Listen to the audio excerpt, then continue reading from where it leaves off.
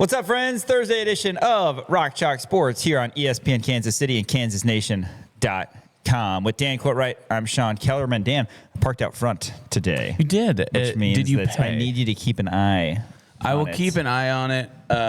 Dude, those no guys are like ticket hawks. yet. They really are. Okay, so over the last, probably 2 weeks, they've been way overly It seems like it. getting on it. Yeah. I gotta take it out in the garage. Yeah. So did Elijah. Yeah. That's never happened. The 2-hour parking. Yeah. Yeah. I got it back out there like 2 hours and 15 minutes and I had a ticket. I was like, what? Well, you've got the angle because you've got the western-facing side of the desk. True. I do. So that's where the Mass anytime Street we have like a guest hawks come are. in, I'm like the only one who sees it. Yeah. And while we're recording, and I can't do anything about it. Yeah, right. But I'll keep an eye on your car is literally right up front. Yes. So I will make I sure to keep planned an it eye out. on it. And if it happens during the show, I will stop everything and I will make sure that you run out to go pay. Perfect. All three of us are guilty of parking out front due to, at times, for lack of a better word, laziness. Yeah. So, the garage, the upper garage, New Hampshire Street, or upper level of the garage, I should say, is 10 hour free. So that's generally where we park. But That's been nice. Anyway, need you to be on that because I can't have another $10 come out. Yeah, but it's just like you go all the way up there and Then you I don't get want to on take the elevator. and it's like, oh, the elevator's on the first floor, so it's got to come all the way up. It's like sometimes it's just easier to just toss the car and park out front, abandon the vehicle, Totally. and then just run in. Plus, there's something that feels better about parking on Mass Street, right? Right. No, yeah, 100%. $10 here, $10 there, $25 here. Right. I mean, no, it's great. The parking tickets have been bad. I've been okay. I haven't gotten one in a while, but I went on a run there where I was getting them a lot. Man, bad. Just like loaded in your car. Anyway, somebody who doesn't have to worry about parking is Bill Self. We are going to hear from him a little bit later today after our show, and then we'll have that for you tomorrow. So Bill Self previewing the men from the Little Apple. By the way, I was at Hawk Talk, and they had a special parking place right out front for him. Yes. Him, and then right next to him, guess who? The voice of the Jayhawks, Brian Haney. How about that? 2 reserved spots, one for Brian and one for Bill. That doesn't sound right. I feel like the other reserved one. Shout out, by the way, to all the great people over at Johnny's Tavern, West Lawrence. One of great local sports bar. Great local 13 locations. 13 locations Raymore to Topeka. Raymore to Topeka. One of the great 13 locations is over West Lawrence. I think that's for Kincaid because he's got the equipment. I don't know for sure, though. I'm pretty. It was Haney's car. Oh, well, there you go. It was because Haney got a new one. I'm pretty sure it's a blue Toyota Camry. He used to have a white one, but I think he got a new lease. We could ask him when he comes on the show today. Oh, no. He's not able to come in. Today, tapping in for Brian Haney will be the voice of LJWorld.com, KESports.com, Henry Greenstein. He will come in. We did not get to talk to Henry G yesterday as he was traveling home from the Rocky Mountains, so we'll get him on a little bit later in the show after we talk a little Kansas women's basketball. Didn't mention this yesterday, which was an oversight on our part. They defeated Arizona a couple nights ago in the tune-up before the Kansas men played a late-night affair in Boulder, but nice win for the KU women. They needed it against an Arizona team that's down. They had a big lead, did the Jayhawks, and then Arizona came all the way back and tied it. But Elle Evans had a nice, important three-pointer, and Jalea Davis was awesome as usual. So we'll talk about that next segment. And then after Greeny, a new segment. Tell us a little bit about this, Dan. Yes. So I've been having a lot of thoughts lately. Really? I'm proud of you. Thank you. That's good. I appreciate it. Yeah, it's a new thing that I'm trying called thinking. Yes. And it's a new segment that I've been mulling over. I texted you about it because we've been doing drafts. We go back and forth. Usually that's a Thursday segment, but this is something that I have some things that I need you to talk me off a ledge about. So this new segment is called "Am I Crazy?" Where I present something to you and you tell me if I'm crazy or not. Yes. Because I have a lot of thoughts and a lot of things where I'm like, gosh, maybe I am crazy, but like that. Okay. I like it. I have 3 of them on here. I just need you to talk me off a ledge. Yes. I think for some of these things.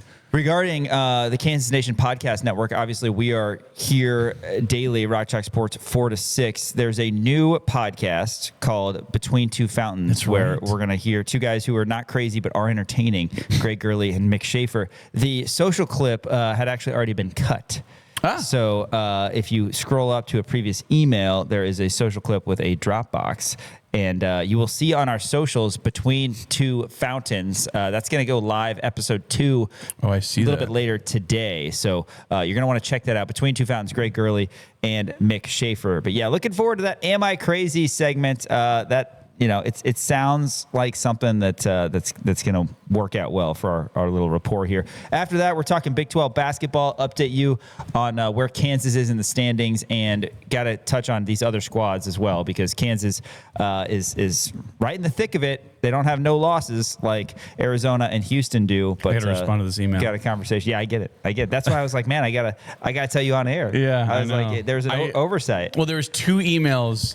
They were sent back to back, and I read the second one because I didn't see the first one. Yes. You'll want to check that out. Important stuff here that we're doing mid-show, Rock Chalk Sports, and then we're going to close the show talking NFL. Again, there will be a press conference over at Fog Allen Fieldhouse later today. Check out kansasnation.com. Going to have that uploaded. Sometimes we get a player, sometimes we don't. We will hear from Bill Self, however, and we'll get Dan's thoughts here very shortly regarding the 2-time national champion who was at Hawk Talk last night. And let's actually get into that right now before we talk a little KU baseball, as KU baseball had somebody in the news. Dan, you were out at Hawk Talk, saw the photos that you posted across our socials on Kansas Nation, at the Kansas Nation, of the Hall of Fame head basketball coach Bill Self. I understand that there were some people in a company meeting that we had yesterday that were not thinking Bill Self was going to be there at Hawk Talk, but he was there. So coach obviously didn't travel to Boulder, and Jacques Vaughn was the acting head coach, brought home the win. That was what was important, but it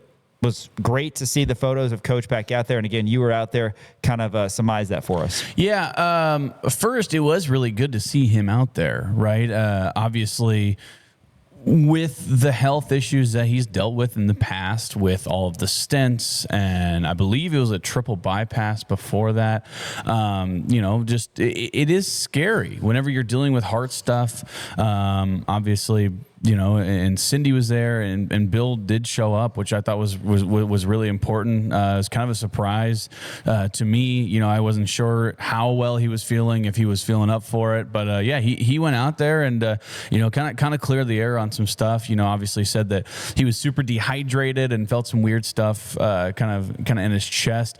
I guess I don't know if this is public or not. I guess he said on Hawk Talk he has AFib, atrial fibrillation, which is like a irregular heartbeat kind of. So that obviously is something to keep an eye out for. And he said he was incredibly dehydrated and just felt a little weird. So obviously you want to be over precautionary whenever you're dealing with something like that. Whenever you have a history of heart issues and you feel something, go get yourself checked into the hospital right away, because it's never a bad idea to be too careful about that stuff. But it was good to see him out there, right? And he looked healthy. He was joking around with Brian. He was walking around, looked fine.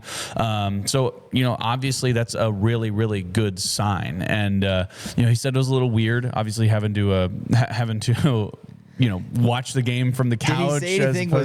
Was he asked about watching like the ESPN telecast? So he didn't bring up anything about like the color analysts or anything like that, but he said, well, yeah, when I was on my couch, he's like, I had all the answers, and everything that I was saying would have been 100% right, even though he knows that's probably not the case. But that's kind of how everyone is, right? They're the armchair quarterback, as Bill Self likes to say, where you're sitting there watching the game on the couch saying, oh, they should have done this, they should have done that, man, if I was out there, this would have been a lot better, yada, yada, yada, that kind of stuff. So but Bill kind of got a little bit of a view of that in terms of, not being out there. I thought Jacques Vaughn did an excellent job. Obviously, I think Kansas started slow.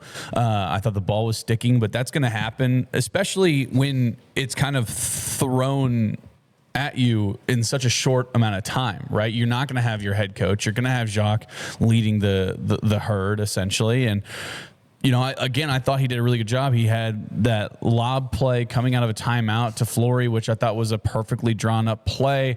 I thought Kansas really picked it up there against Colorado in the second half for sure. But again, just kind of one of those weird kind of slow starts. I think that you'll see just kind of whenever something like this happens. Not that it happens a lot, but just like that's kind of what you expected, right? But Bill talked about the team. He talked about how he thought the effort was really good. He talked about Trey White and how incredible he has been.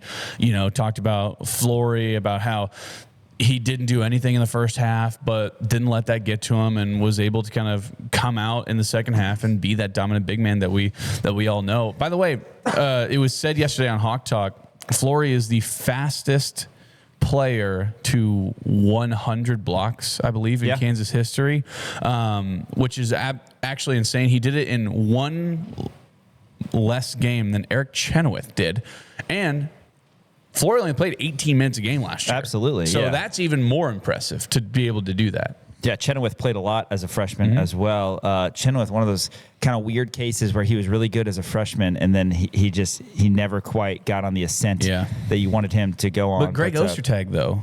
Yeah, this was said.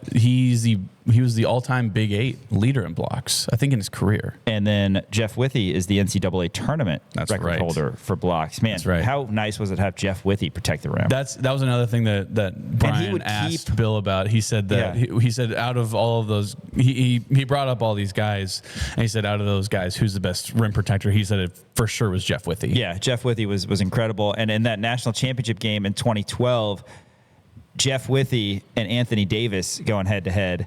That was pretty legit. And the fact that Davis was in that tournament, but Withey was the one who held the record and still holds the record. Yeah. Did he hold Davis to like 16 points? We should look that up.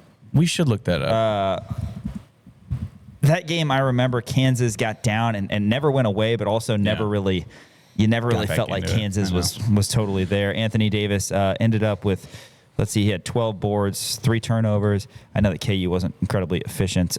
He had just 6 points in that game. 6 points? Oh, my gosh. 16 rebounds. He had 6 blocks and 3 steals. Jeez. Okay, all right, fair enough. A lot of stuff on the defensive end, but Withey on the offensive end. Withey 4 blocks and 2 steals in that game against an incredibly talented Kentucky team that, of course, had Michael Kidd-Gilchrist and Doron Lamb, Marcus Teague, Terrence Jones. They were really former special. NBA Rookie of the Year, Michael Kidd-Gilchrist. Yeah, man. Gosh, how the mediocre have fallen. Henry Greenstein also pointed out last night that Bill Self said on Hawk Talk that not the most artistic or prettiest game Kansas has ever played, but probably the latest he's ever stayed up watching a game. Yeah. That was the situation. It was a weird visual as I was watching the game, as I'm sure it was for you. Like, is Coach watching this game on TV? Is he listening to Fraschilla? I mean, it's just kind of an interesting deal. If I were him, I would have just muted everything because I wouldn't want to hear what those guys are saying. By the way, he kept on saying too during Hawk Talk what I was joking about. He was like, "Yeah, I mean, I guess you can make the case that maybe Melvin was out of bounds." I was like, well, he was joking about that. Yeah, he was. Yeah. He for sure was out of bounds. I'll come out and say it now. Obviously, I was kidding about that. Just like I joke about this V not traveling. On the walk heard around the world. Yeah, the walk heard around the world. Or whatever it was. The sunflower stroll. Sunflower Stroll's a good. That's an excellent nickname for that. Yeah. But yeah, no, he was kind of poking fun, but obviously said it was a good hustle play, and he liked the fact that Melvin didn't give up on it. Yeah. Well, I'm glad he pointed out both Melvin and Trey. Bill Self has always said, if you have to teach toughness and effort, you're not going to have a very good team. And I don't think he has to teach that. I don't think he has to coach that, particularly with those two guys who have just been godsends as one-year players out of the transfer portal. I mean, you can't draw it up better than how good those guys have been for Kansas. This is a KU Najee-esque question. Is what one-year player for Kansas is going to be like the most maybe highly thought of player? Yeah. Like I brought that up the other day. Oh, did you? Yeah. Oh. One-year players that are absolutely beloved. Who did you say that? I guess I didn't say who's number one who would be overall. Number one? Yeah. But Melvin's up there. Melvin and Trey are both up there. Yeah, and Grady Dick, he's absolutely Grady loved. Johnny Furphy. Well, that was a different kind of. I mean, just people had a crush on him. Right. Who else? I mean, Remy, obviously. Remy Marchand you got for your everything that he Wiggins did. and your Embiids, and those kind of guys. The thing about Wiggins is he didn't really have. Xavier Henry. Wiggins didn't really have the, and this is not to be disrespectful or anything, but he didn't have the connection with the fans.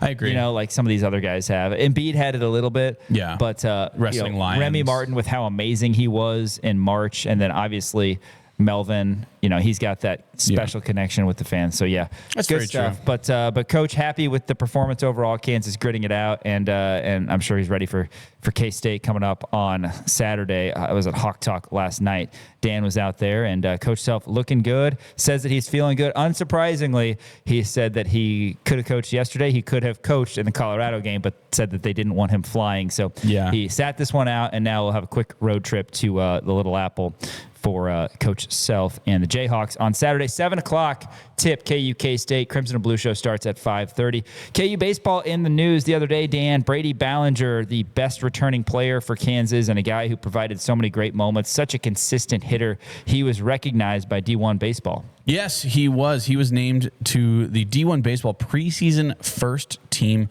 All-American team. And really impressive, obviously, award, I guess it's not an award, but recognition for Brady Ballinger, and certainly deserving of it. I mean, you look at what he did from last year. Batting average, he was .353, which is awesome. He had 56 walks. Slugging percentage was .670.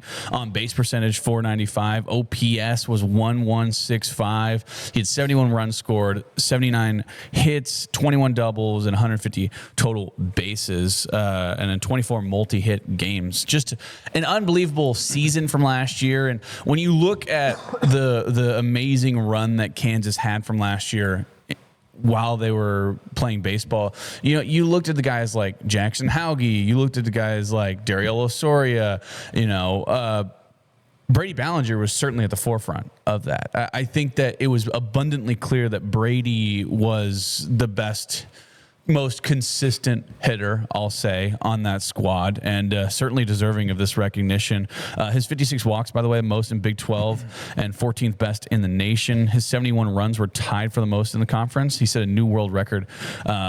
And he's only a sophomore last year. He's going to be a junior this year. Just really impressive stuff. He's the sixth player in Kansas program history to earn a spot on the preseason All-American team. Last year, it was Don Vegley, who didn't dominate as much as we thought that he was going to. I mean, obviously, he had like an ERA of like sub-1 the year before as a freshman, and then last year he gave up some hits, was still really good in a lot of different stretches, but there were some games where just wasn't quite there. But Don Vegley, obviously, he's going to be coming back to Kansas, so that's huge. Reese Dutton in 2024 also was named a preseason All-American. Jonah Ulane in 2022, Thompson in 2010, and Ryan Batty in 2004. Those are the only other Jayhawks who have been named to the preseason D1 All-American team. So, again, really impressive stuff, obviously. And KU, they're going to be starting relatively soon, February 13th against UT Rio Grande Valley. College baseball sneaks up on us. I know. Well, and that's always so funny. It always sneaks up on you, but you always forget about it because they always play like 12 road games at the front because they go down to Texas and Florida and all these different places because you can't play baseball here in Kansas around Valentine's Day. It's just going to be way too cold. And I mean, this weekend is a perfect example of that. This weekend's going to be horrible. Brutal. By the way, I'm going out to Manhattan. Oh, yeah. That's right. And coverage, kansasnation.com, provided by Dan Courtwright. That's right. You're welcome in advance because that's going to be a hell of a drive for me. Where are you going to park? I got a parking pass. Good. Yeah, so that'll be good. But yeah, no, it may obviously make sense. So I'll have to look. I know that their season starts February 13th. I'm not entirely sure. I would imagine their first home game is going to be in March, around there. But hey, season starts. It's like Sean said, it sneaks up on you, and it's going to be a lot of fun. KU baseball, when I was a kid, and Coach Price was a great coach. He was here forever, a good guy by all accounts. But, just when I was growing up, KU baseball was just never any good. All of a sudden, Coach Fitz comes in and just completely turns around the program. And it's just so much fun because growing up as a KU fan, after Kansas either won a national championship or got eliminated from the NCAA tournament, that was it. And I was like, okay, well, then I just got to wait until football season because there's nothing else going on. But now this is giving me something, as well as other KU fans, giving them something to really be able to root for. Softball is going to be great too. Jennifer McFalls is doing a great job over there. And it just seems like every single game they're just always on the cusp of winning, and it's just you can see that that's growing as well. They have a lot of really good players on that squad. It just didn't really come together last year. But KU baseball is just I'm getting itchy for it. Maybe it's me wanting warmer weather. Maybe that's part of it, because it's so cold and it's going to be horrible this weekend, and I'm just itching for warmer weather, and it just gets me so amped up for baseball. What a season it was for KU baseball last year. Of course, going to the NCAA tournament, they lost in the Fayetteville Regional, but so many great moments, walk-off wins, incredible individual performances, incredible, late inning guys coming through. I mean, Mike Kazuski, a couple walk-off wins, the great run down the stretch in Big 12 play, and a walk-off win in the Big 12 tournament. Certainly, we had the Grand Slam walk-off from Dariella Soria early in the season. Sawyer Smith hit a walk-off homer against Oklahoma State. A lot of great memories. KU baseball gets underway February 13th. 5 straight home runs were just... Oh, my God, right? That was hanging 29 oh, my gosh. in Minneapolis, hitting 5 straight homers. In the Vikings Stadium. Absolutely crazy. A Brady Council revenge game that was as well. That's right. And he was part of those 5 straight homers. Hopefully out. Brady is doing well right now as he prepares for the spring season. Hey, after this, Dan Courtwright is going to throw it to Brandon Schneider. KU over Arizona. The Kansas women get their second Big 12 win. That's all coming up next, post-game, as Kansas defeated Arizona. Rock Chalk Sports rolls on. KansasNation.com, ESPN, Kansas City. Welcome back into Rock Chalk Sports here on Kansas Nation. Sean Kellerman is currently dealing with a parking issue as he is out front right now, and a nice gentleman in a green vest is over there. They're talking, and oh my gosh, there's punches being thrown. Oh, Sean, don't. Oh, he's on the ground. Anyway, wanted to talk to you about KU women's basketball. As KU women's basketball, they got their second Big 12 win, and this one came out in Tucson. In Arizona, a really impressive win by the Jayhawks. Arizona is down quite a bit. Jalea Davis had a monster game as well. 25 points, 8 rebounds. She went 10 for 18 from the field. And Samaya Nichols, she left the Arizona State game in a wheelchair and then came back in this one. Had 18 points, 10 for 12 from the free throw line. Really impressive stuff. Here's Coach Brandon after the game.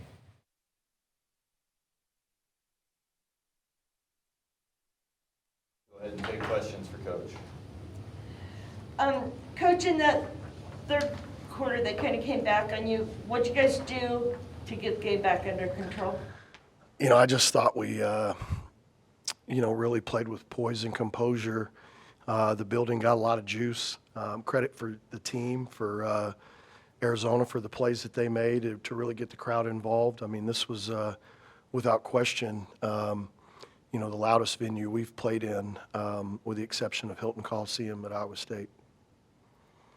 Not new for Jalea Davis to have a big game, but she had another one tonight. What do you think made her so effective?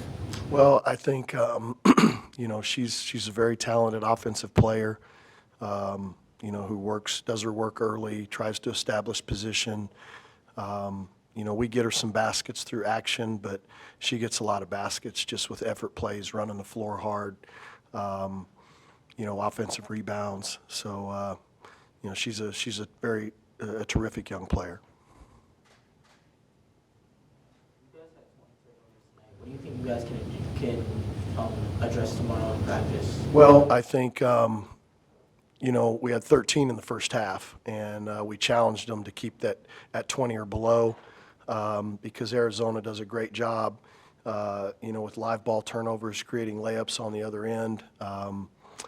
You have to credit their effort and how physical they are. I thought, in the second half, it bit them a little bit just because we got so many free throws.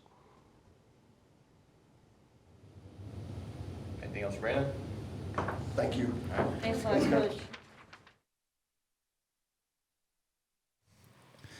That is Brandon Schneider post-game. KU women got one that they absolutely needed to have with a victory at Arizona. Hopefully they can string some wins together here as the Hawks are just 2-5 in conference play. After this, we're going to be joined by Henry Greenstein. But first, Game Day Men's Health. Yes. Lawrence. Game Day Men's Health, Lawrence. Check him out. In Lawrence, if you're feeling tired, you don't have the energy to go to the gym, you don't have the energy to spend time with your family or go to work or anything like that, go get yourself checked out at Game Day Men's Health. Nobody likes going to the doctor.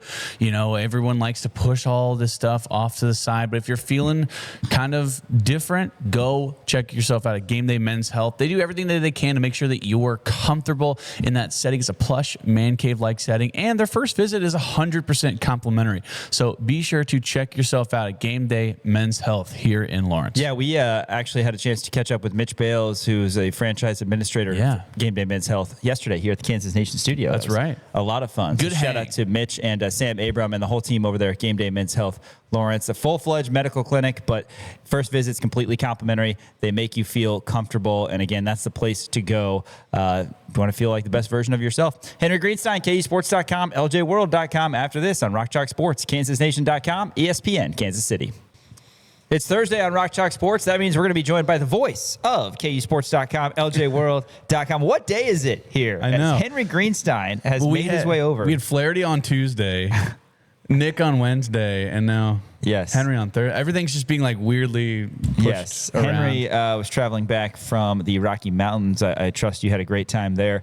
But yeah, Henry Greenstein, KUSports.com, LJWorld.com joins us as he taps out Brian Haney for today. Appreciate you, Henry. It was going to be a sad week if you didn't join us here. Oh. So we're happy to have you in the Kansas Nation studio. By the way, if you missed anything from our conversations, Kevin Flaherty, Nick Springer, or anything that we've talked about these last couple days, check us out on YouTube, Apple Podcasts, Spotify. We appreciate the likes and the subscriptions. They mean a lot. And certainly follow us on socials, Twitter, TikTok, Instagram, Facebook, at the Kansas Nation. All right, Henry, let's start with your trip back from Colorado. Of course, got some KU football talk we want to get to as well.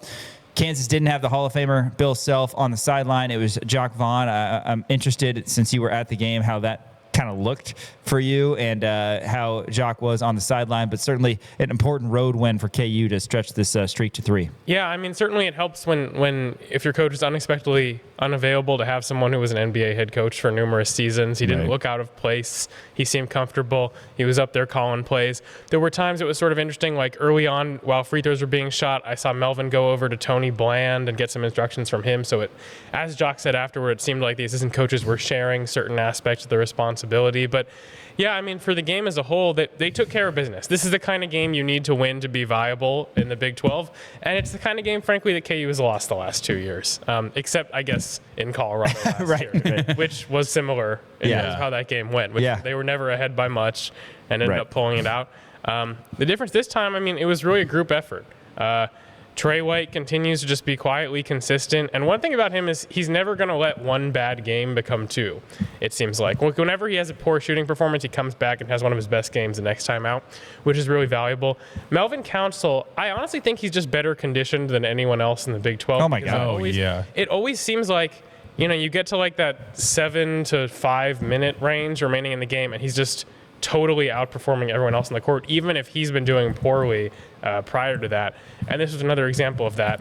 And it was at 4:58 when he made that huge play that probably shouldn't have been allowed to happen. Oh, what do you mean? Also didn't like. I feel like that's been very overblown. It's like one additional. Oh, my bucket. God. That's what I said yesterday. Yeah. I was like, people act like Colorado wins that game if they don't. It's like, okay. It wasn't It like would've that been a dead happened ball. with 5 Yeah. seconds left in the game or something in a tie. But, of course, Darren finishes a game while more hurt than usual. Yeah. That was pretty impressive. And banks in a 3, which was funny. I liked the line Jock said, the bank's open late at night, the late night ATM withdrawal. That was funny. Glad I was able to squeeze in that question about that at the end of the press conference when they were trying to get him out of there. But no, like, not a pretty game. They didn't extend their lead beyond 8 points until the final 2:05 or whatever it was. And they kept letting Colorado back within striking distance. And honestly, if they were playing against a more competent team, they would have lost. But like I said, they did what you need to do to take care of business on the road, especially in adverse circumstances, in the altitude. More than 7 minutes before the first media timeout, feels like everyone was tired for the rest of the game because of that. They overcame a lot of adversity and won a game they were supposed to win. Yeah. Bill Self's best teams, and obviously I've watched KU my whole life, have situations like this where you do have your best players be your best players, like what happened against Baylor with DP and Flory. But there are a lot of games where it's just somebody else. There's a balanced attack. If you look back at the 07-08 roster and the stats at the end, balanced scoring up and down. If you look at the 21-22 roster, balanced scoring up and down. It was David McCormick's night in the national title game. That's right. Right? He came up big, but other guys kind of peppered in and contributed. Same deal with this team, in my opinion. You had DP and Flory, and then you're like, okay, this is awesome against Baylor. Like, this is what we want to see. But then Kansas, again, to your point about Trey White, he goes 1 for 8 against Baylor. His only basket was that tip-in at the end. He was 0 of 7, 0 of 4 at one point, and he answers with 17 of 15. Melvin, quiet the majority of this one. He scores 10 of KU's last 13, and is kind of those guys who rose to the forefront. Those two guys in particular are so special as one-year players for Kansas. And we've talked about it before, but absolute godsends in terms of they are Bill Self type guys. They come in, we only get them for 1 year, which is a bummer, but toughness, grit, short memory. Have you ever seen a basketball player who is judged less on field goal percentage efficiency than Melvin Council? Because no one cares. And KU fans are smart enough. No one cares when he misses shots because he does so many other things well. Those two have just been awesome. They really have. I thought it was funny the Colorado fans chanted free throw merchant at Trey White. Trey Gilgeous-Alexander. Yes. Shout out to Sam Winton. But it feels like a compliment. I mean, the ball can stick with Trey sometimes. Like Self has said that. That's not a crazy thing to say. Sometimes it winds up with him for maybe longer than you'd want it to, and they don't move it as sharply around the perimeter or whatever. But also, he's rescued them from so many terrible possessions, including in this game, by just dribbling around and drawing contact and tossing up a wild shot. He ends up going 9 for 10. It also helps he's the best free throw shooter at the line of this team. And that's been an incredibly valuable skill that KU hasn't really had. And this whole team is full of guys who can get the ball at the end of the shot clock and figure out something to do with it. So that's very valuable. And Melvin, I feel like so much has been said about his ability to push the pace and just wear other teams down by running circles around them. And we've seen that more and more as the season has gone on. Yeah, 100%. Henry Greenstein, KUSports.com, and the Lawrence Turner World joins us here in studio. Henry, I wanted to talk to you, and I hope no opposing coaches are listening for this question. I can't imagine they are. But what Colorado did, especially in the first half, in terms of taking away the paint touches for Flory, and they came out in that 2-3 zone, which I have my own thoughts about the 2-3 zone. I don't love it, but at the same time, it completely took him out. I think he only had 2 points, and both of them were free throws. Didn't even have a field goal attempt in the first half. And then they were completely swarming Darren Peterson near half court with the double team. Is that the way that you can beat Kansas? And how does Kansas kind of adapt to that? Do they just have to continue to rely on Trey and Melvin to be those guys? Or do you think that's kind of the formula to beat Kansas is, hey, you trap Darren, don't let him get anything, and then just completely swallow up Flory down low? Well, first of all, I believe Jerome Tang is a loyal listener of Rock Sports. So. Well, if you're listening, stop. You're giving tips. No, I don't think that's the way to beat Kansas. Okay. Actually, I don't think zone is ever a very effective strategy against a Bill Self team because of how much they run lob actions and backdoor cuts. Sure. And I think part of it, frankly, in this case, was that Bryson Tiller wasn't making open looks that he had against the zone. Right. Like, he's the guy you rely on in that high, I think you guys talked about this on the show, in that high post kind of area to make kind of the short range jump shots and to finish some of those lobs, and he was just having kind of an off game. I think the Flory thing continues to be about a combination of him not asserting himself enough into favorable positions and guards not looking his way enough, except Jock actually said post-game they were trying too hard to force the ball to him in this game. So then I think it's more on Flory to just find the right angles and such. But no, and in terms of Darren with the double teams, like the more those get thrown at him, which I'm sure he's already seen a ton in his career, but it doesn't seem like he's totally comfortable dealing with it yet. I guess it would be hard to be comfortable dealing with double teams, but like he has the vision and the speed to just kind of go around them and try to find the guy who's been left open, you would think. And so I think that's a temporary solution to getting the ball out of his hand, certainly. But you'd think that other guys are viable enough that Darren getting the ball out of his hands to a wide open fifth best player on the court wouldn't be like some sort of great victory for the opposing team. So no, I mean, to mix up things and to slow down the pace a little bit, sure. But in terms of like a long-term solution to handling the Jayhawks, I don't think so. I guess they didn't win, so there is that. They abandoned the zone. It's noteworthy. Yeah, they completely got rid of it, and then Flory just was dominant in the second half. Yeah. So yeah, K-State, not a good defensive team. They're going to be able to score, and we can talk more about them. But, Henry, your thoughts on what I said yesterday on the show, which is essentially when Kansas was 1-2 after losing to West Virginia, realistically, you look at the schedule, and you didn't want to say it then, but what needed to happen is you needed to go 4-0 in these 4 games. And you can't go 4-0 unless you start 3-0, and Kansas has done that. Beat a really good Iowa State team, a Baylor team who's down but has a couple good players, and then you got a road win, and now you got to go beat K-State. And I know it's difficult, but you kind of have to. I think maybe we would have been okay with a 5-2 first 7 games before the season had started, but it's no joke that beginning January 31st, it's going to be tough for Kansas. Your thoughts just kind of on where KU is at, the importance of this game, and the fact that now we can talk about, all right, yeah, we did need to win those 3 to set up a potential 4-0 run. Yeah, they've done a good job bouncing back from a terrible start. I actually don't think they played that great against Colorado overall. Like, I think there were big individual moments, but the team defense wasn't on the level we had seen in the last 2 games. They're going to have to step that up back to the level it was at home, and they're going to have to do so under the most adverse circumstances in terms of environment that they faced to this point. So that'll be a challenge, especially how talented K-State's guards are on the offensive end.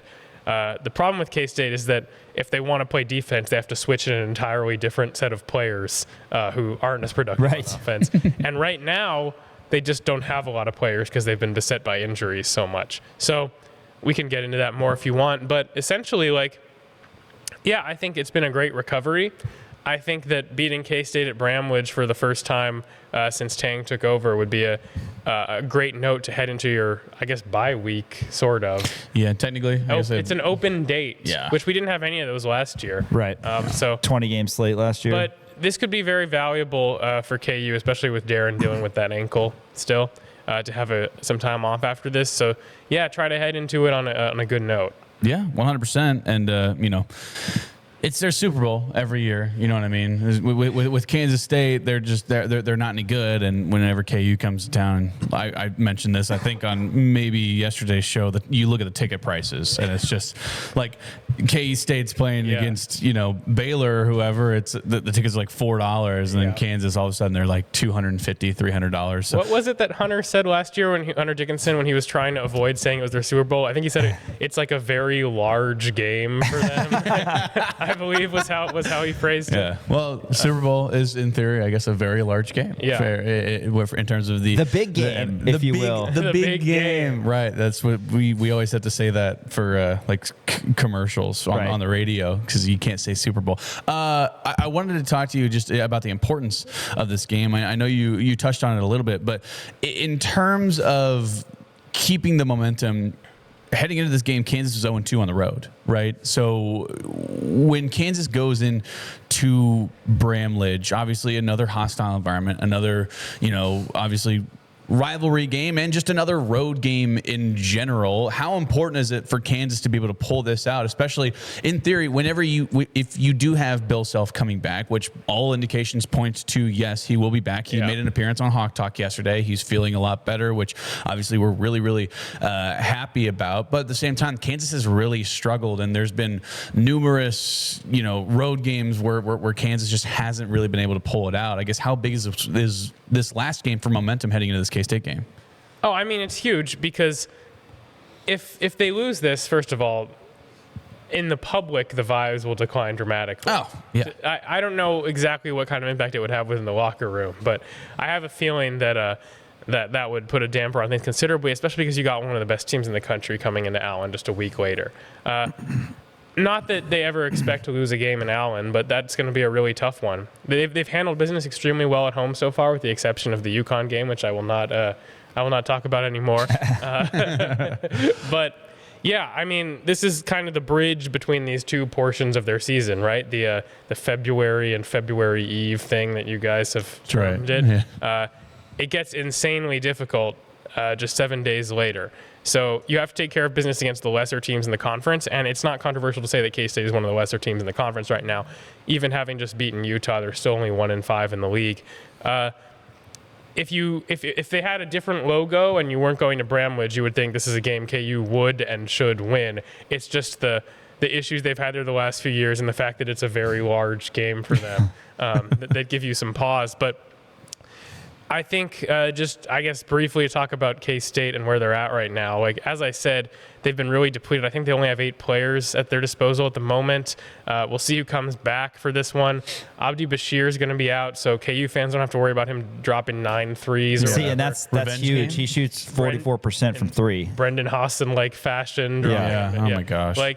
So yeah, that's one nightmare scenario that KU fans don't have to be concerned about. But as long as PJ Haggerty is on the court, K-State can win any game. That's just how it is. So Melvin Council and Darren Peterson are going to have to play really well on the defensive end. And I think it really comes down to Haggerty. I understand Nate Johnson is good, and Kamari McGriff, if he plays, has been pretty potent in the front court this year. But to me, Haggerty is not just the head of the snake, but the main focal point by far. Voluminous. PJ Haggerty. That's the word of the day. He's a high volume guy. He's a high-volume guy. Was that on your word of the day calendar? I think so. Word of the day, toilet paper, actually. It was. Oh, nice. No, but Haggerty's going to get up 25 shots in this game, I think, especially without Bashir.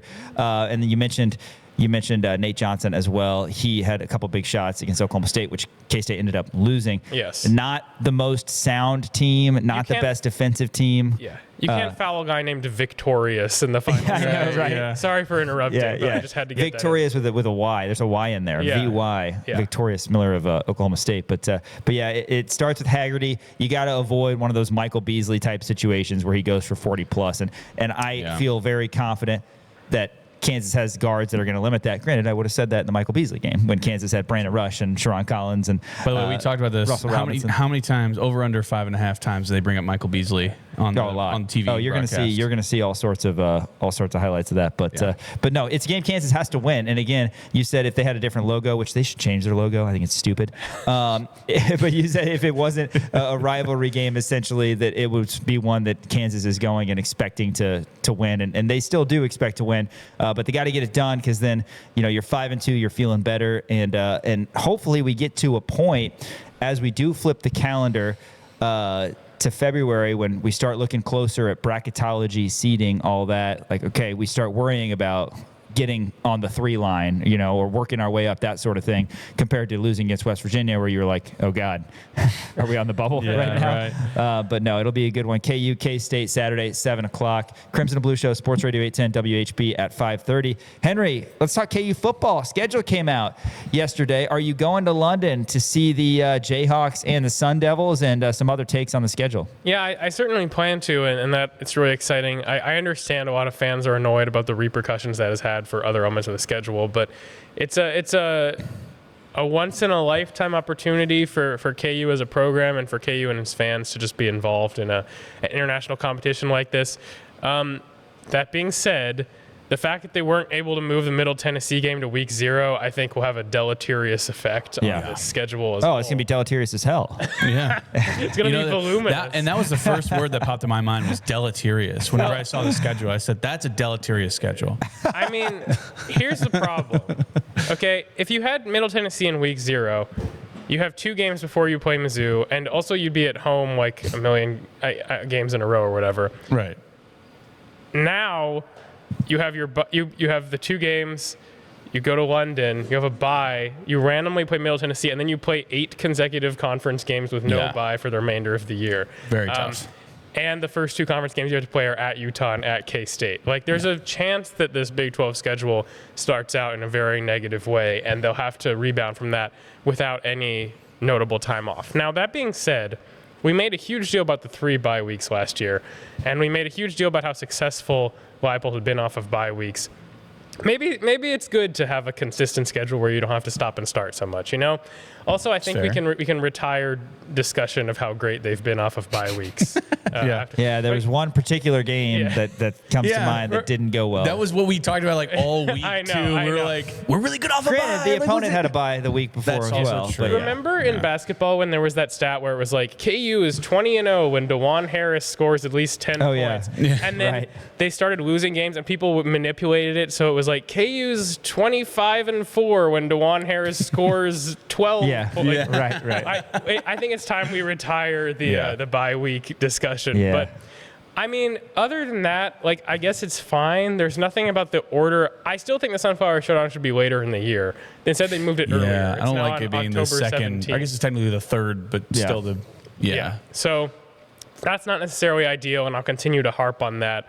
It's good they at least gave him a bye week after London. Like, I don't think that K-State and Iowa State got a bye week after Ireland. They had to come back, and I think granted they played FCS teams, but you know, this is the hand they've been dealt. I still think the Middle Tennessee thing will have a deleterious effect because I believe the waiver was approved on KU's end too. It was just that Middle Tennessee couldn't get the green light. So it's really unfortunate that's how it turned out for KU, and you have this weird game on October 3rd against the Blue Raiders. But like I said, there's nothing they can do to change it at this point. You just start planning ahead for all those opponents and seeing what you can do. Yeah, it is what it is. And again, you know, we continue to talk about this. Obviously, you love having the schedule out and you love looking at it and you're like, oh man, that's going to be tough. But also, nobody knows anything. Like 2 years ago, when we thought Arizona State was going to be the 16th best team in the Big 12, all of a sudden they're making the CFP. So nobody knows anything. Utah, new coach. K-State, new coach. Oklahoma State, new coach. And a lot of new coaches that Kansas is going to be going up against. So literally, we don't know anything about these teams as of right now. And we don't know how good they're going to be. We don't know how good KU is going to be. And that leads me to the transfer portal. Wanted to talk to you about particular, speaking of K-State, Dylan Edwards. I've heard of him, Yeah, you heard of him? Yeah, he's a pretty good running back. Where's he from again? We joke a lot about like Ryan Fitzpatrick revenge games and stuff like that, where it's like, oh, he played for the Jets in 2012, and then now he's facing the Jets with the Dolphins in 2016. But this is an actual revenge game for Dylan Edwards. This is an actual when that revenge happens game on October 17th. That's going to be a lot of fun, that revenge game. But I wanted to talk to you about Dylan Edwards and Chase Jenkins, because both of those guys fascinate me. Number one, Dylan Edwards obviously is the perfect fit, I think, for this squad. And when you look at what Kansas needed a home run hitter, kind of a scat back, a guy who can do it outside of the tackles as opposed to the two running backs of the guy who can do it inside of the tackles. I keep on referring to them as Kareem Hunts, where you need, another guy like I hate to bring up another K-State guy, but like a Darren Sproles type of player where who they can kind of go outside. I think Dylan Edwards is certainly that kind of guy. And then Chase Jenkins, 1,000 yards through the air last year for Rice, 500 yards on the ground last year. How much of a legitimate chance does he have? How much of a wrench does this throw into the quarterback situation? Because early in the transfer portal process, you thought Kansas wasn't even going to go for another one because they felt confident in Zeke Marshall and Cole Ballard. All of a sudden, they got a guy with now who has the most experience playing in college in college football games in Chase Jenkins. So your thoughts on him, how realistic of a shot does he have to be the number one, and then your thoughts overall on Dylan Edwards? Yeah, so I mean, I think I was banging the drum as loudly as anyone for KU to get some speed in the backfield. Yeah. They knocked it out of the park. This is one of the best acquisitions of the offseason for them. I understand people have their thoughts about Dylan Edwards and his moves from school to school. And I'm sure he will be not greeted so. He's also not the first person to enter the transfer portal. Like there's thousands of other players who have done the same thing. He's not the first person to get hurt and then redshirt. Right. Like it's not crazy. I think it's just K-State fans were wounded by the fact that he had flipped away from them in the first place. Right. Then came back, then leaves and goes to.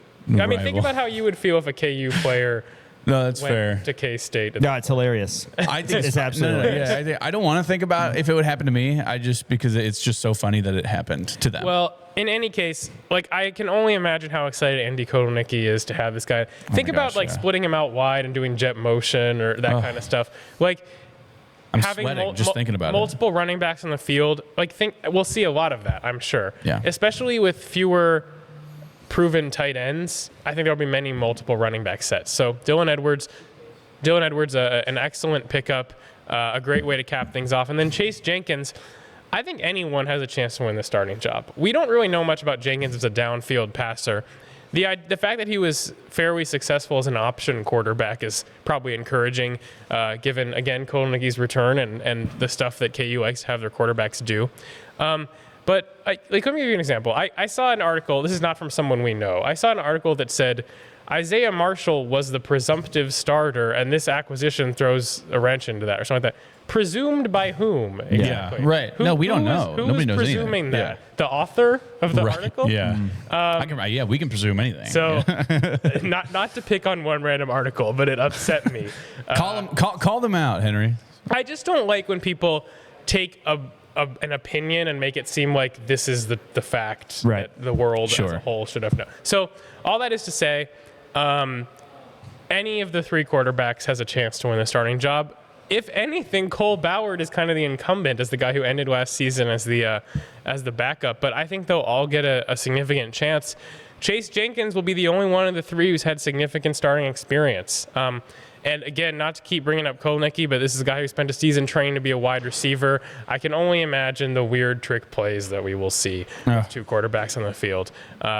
And I think that the more dynamic athletes you can get in your skill position group, the higher a chance you have of returning to the high level of offensive production we saw a couple years ago. Yeah, well, I know that you're a man of percentages, 70% chance that you will join us next week on Wednesday. If you had to give, and I hate to, oh no, if you had to give a percentage for each guy, and you can't say 33, 33, 33, quarterback for Kansas. Okay. Who's the presumptive starter? Because people want to talk about that. Let people call you out. Yeah. Well, okay. And just to be clear, I've referred to people as presumptive things before. Sure. But it was in situations where we had actually been told that was the case. Right, that's fair. Like Darren Peterson being the presumptive number one pick in the NBA draft is the way that I have used that. Yeah. I just want to mention that. Here, you can tell I'm trying to put off the percentages. Yes. What if I said that it's like a 43% chance of okay, wait, that might be more than I was intending to do. Hold on. I was going to say, that's a pretty heavy favorite. He's like 34, 33, and then 32. Yeah, right. No. Is that the math? No. Here's what I meant to, oh, God, I can't do math anymore. What if I said that it was like, here's what I'm intending to do. Like a 37% chance of Isaiah Marshall. Wow. Oh, my God. 37% chance. Lock it in. A 33% chance of Cole Ballard and a 30% chance of Chase Jenkins. All right. So you're presuming. That's pretty close. You're presuming that Isaiah Marshall is going to be the guy. Did that? You heard it here first, add folks. Up to 100? That did add up to 100. Henry says he guarantees pretty much. You said 37, 33, and 30. That would be 110. No, that's right. That's right. Yeah, okay. That's right. Okay. I was like, you. man, I think you did 10. Yeah, you're right. Yeah. I'm giving Zeke a slight edge because he has the traits and has been in the system. Sure. Yeah. Cole Ballard, I think maybe has been in the system, but for even longer, maybe doesn't have all the traits. Chase Jenkins has the traits, maybe, and hasn't been in the system. Okay. Yeah. It's interesting because you would think because Marshall, and I give Marshall the slight edge as well, also just because of the Kotelnicki Edwards situation too. Not that it would be something he couldn't do with somebody like Ballard, who's a good runner, but not as quick twitch as Marshall and Edwards back there. But, a little bit more jittery is how I would put it with Marshall and Edwards, and that's always fun to watch as fans. But there's a battle to be had, which hasn't happened since Leipold has Cole been Ballard here. like fullback. You I think that'd be fun. I like Ballard. I don't think that's I like Ballard being a part of the game run plan. Like an I formation. That'd be great. I like the idea of those guys being a part of the game plan, no matter who gets the starter, just because they're good athletes, good football players. Henry, before we get out of here, it's time to start talking KU baseball. Of course, spring sports are coming around. Brady Ballinger was recognized D1 baseball All-American. Man, that's big time. Dom Vagley was that last year. Vagley didn't have the season that he hoped for, but again, Coach Fitz rakes in the JUCO guys. Kansas has had really successful seasons the past couple seasons. Your excitement for KU baseball, the fact that Ballinger is going to kind of be the key cog. Yeah, I think Ballinger has the potential to have an incredible season, and I think this recognition is well deserved. I think one key component of his season will be seeing how he transitions to the outfield. I believe he's expected to play more left field this year, because they have a lot of like right field and first base kind of guys. You think about someone like Josh Dykoff or whatever. But yeah, the rotation will be interesting to see. Vaguely, it's so interesting how he can go from being dominant one game and then the next one just kind of look okay. If he can string together maybe a few more in the former category and a couple less of the latter category, he'll be one of the best pitchers in the Big 12 again. Beyond him, Mason Cook, Daniel Lopez, Cannon Carr, like so many candidates to be in the starting rotation. I think you can probably pencil in Cook as the Saturday guy. But overall, like a lot of new names we're going to have to familiarize ourselves with again. And because of that, like, you probably have faith that it's going to be a good team because they did the same thing last year and had the best season in recent program history. And I would argue this maybe is an even higher touted JUCO class than that. A lot of players I'm intrigued by. I mentioned Dykoff. The catcher, Augusto Mungarieta, is another example. Great hitter. They got quite a lot of catchers, by the way. But like I said, like a lot of new names we're going to have to get to know in the season. I think it's just 3 weeks away. Yeah. So coming soon. I'll have some preview coverage of that as well, hoping to talk to Fitz soon and get the lay of the land. But yeah, a lot of unfamiliarity, but a lot of reasons for excitement as well in the world of KU baseball. David Hogg, the second, of course, coming over from LSU. Yeah. That's somebody that you're going to hear from as well. Only a sophomore, so KU could get a couple years out of a talented infielder. The LSU transfer, David Hogg II. He'll wear number 1 for KU baseball this year. Henry, have a safe trip out to the Little Apple. It's going to be a brisk one, and whether you stay there or not, get home safe. I know there's going to be some weather, but bring home that Jayhawk victory. And if you see a truck on the side of the road, it's probably me. Yeah. Oh, no. Layer up so you can prepare to help Dan with his stalled truck. Looking forward to going out there. And by the way, you mentioned Hogg. Fitz had a great story about that and recruiting him when I interviewed him in the fall. So go check that out on KUSports.com as That's well. perfect. But yeah, see you guys soon. All right, KUSports.com, LJWorld.com. Check out Henry's coverage of all things KU. After this, we've got more Rock Chalk Sports, ESPN Kansas City and KansasNation.com. Sean Kellerman, Dan Courtwright, Elijah Schmidt, Easton John with you here in the Kansas Nation studios. Big shout out to Easton John as he helps run the operations for the Jayhawker. This show would not be possible without Easton John. Yes, man. I've always said that. He has just been putting in the work. Appreciate Elijah and Easton, everything that they do. All right, Dan, this is kind of your deal, man. Yeah, New man. segment. But first, tell us about Crown Automotive. I would love to. Because you are somebody who is having some automotive issues right now yourself. I am having some automotive issues. I am actually going to be going to Crown Automotive this weekend to be looking at cars. So they have a whole line of new Toyotas and Volkswagens. I've never driven a Toyota or a Volkswagen before. My uncle has a Volkswagen Jetta that runs on diesel, and it gets like 55 miles to the gallon. So I might look into that. I don't know. We'll see. We'll see where we're sitting right now. But Crown Automotive here in Lawrence has the best sales staff, the best cars, and they have a whole line of used cars as well. So they can make sure to get you in the car that fits your needs. For my needs, I need something that runs. So they have those. So that's what I'm going to be looking for right now. So go check out Crown Automotive here in Lawrence, crownautomotive.com, or you can visit crownvw.com. Am I crazy? Am I crazy? So this is a new segment that we're doing. We talked about it earlier. I have a lot of thoughts. And sometimes I think I'm going a little crazy. Sometimes I feel like, and this isn't like a hot take segment. This is essentially for Sean to talk me down from a ledge for a lot of different things. Or maybe you won't be crazy. Because I like to, whenever I have these thoughts, I tend to spiral either upwards or down. And I start thinking these wild and crazy thoughts. So Sean, this whole segment, and this might be a recurring segment, because again, I do have a lot of thoughts. It's called Am I Crazy? And I wanted to start here. And we'll do a little Chiefs talk first. Am I crazy for not wanting Travis Kelce to come back to the Kansas City Chiefs? So obviously what's been going on. I understand the cultural impact that he has for the Kansas City Chiefs in terms of keeping them relevant, especially in a year where they were really bad. Obviously, you have Taylor Swift there, and he has the New Heights podcast, and he's a handsome fella, and he's in Campbell's Soup commercials, and all of this different stuff. He is going to be 35 years old.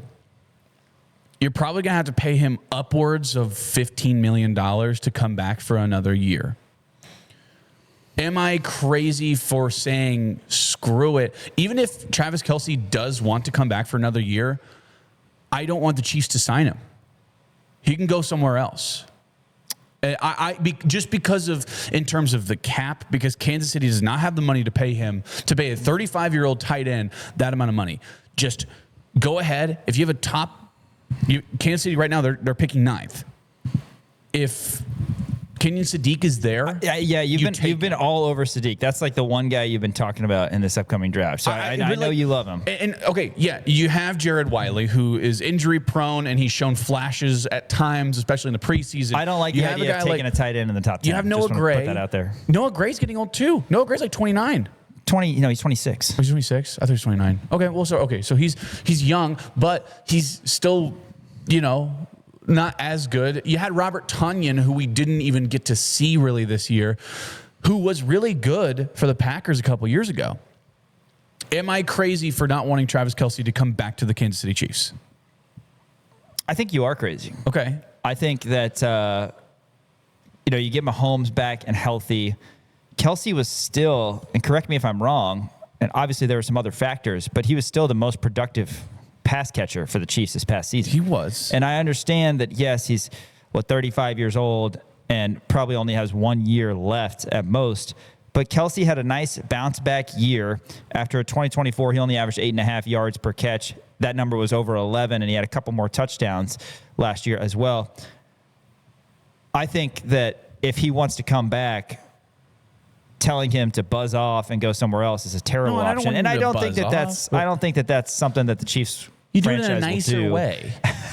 You say, hey, thanks for we're no not thanks. paying you $15 million. Right. Yeah. No, and again, maybe I'm the one at fault here because of the sentimentality of it. Of course. But I think that Kelce is still a factor. I think he's still a top 10 tight end in the league, and I think that he's still a nice little option for Mahomes to have. Now, eventually you got to put that dog down. Other problems that the Chiefs have to deal with, starting with protecting the quarterback and catching the football. Well, yeah. And Kelce's not immune from the issues of the Chiefs dropping balls the last 3 years or however long it's been. But wide receivers need to be better. Interested to see what the Chiefs do. I'm so tired, and this is no disrespect to these other guys. I'm so tired of the Chiefs making the signings, acquisitions, whatever, of guys like Juju Smith-Schuster and guys like Marquez Valdez-Scantling and all that. Like, we need a guy on the outside. And I understand some of those are Band-Aids for certain situations. MVS had a huge catch against the Bills. Worthy is your joystick. Yeah, I don't want to be disrespectful to those guys. Juju Smith-Schuster had the huge catch against the Eagles, and obviously the Chiefs tried Sky Moore. They tried James Kadarius Bradbury Toney and all that. Juju. Yes, that's right. That's what it was. Yeah. The Chiefs have to get an outside guy as a receiver, and then Rice becomes probably your best offensive player outside of Mahomes. Yeah, but do you even want Rice back? I mean, I guess that's another one. Yes. Where it's like, yeah, but I don't think you sign him. I think with all What's his contract look like?